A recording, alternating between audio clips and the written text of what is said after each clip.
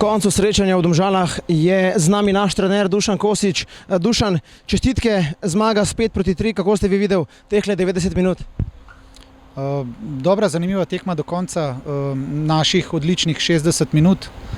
Po rezultatu 4-0 smo pa nekako prišli v neko slabo obdobje. Domžale so se vrnile v igro, tekma je bila napeta do konca in k sreči smo uspeli osvojiti vse 3 točke. Zelo rad takole poudarite fantom, da bo nogomet poskrbel za priložnosti, le zbrani potrebno biti v zaključku.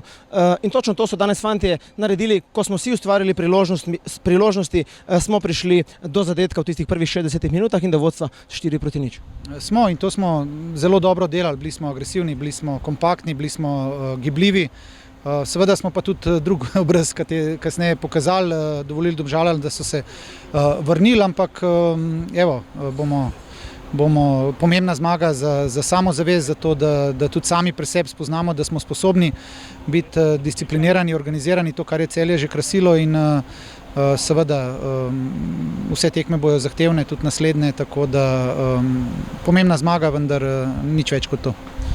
Kaj je bilo v tistem drugem polčasu oziroma v zadnjem pol ure tisto, kar je Domžalčanom še vlilo upanje na kakšno točko danes? V ozračju je takole bilo čutiti, da tista uspešno izvedena 11-metrovka Senijada Ibričića.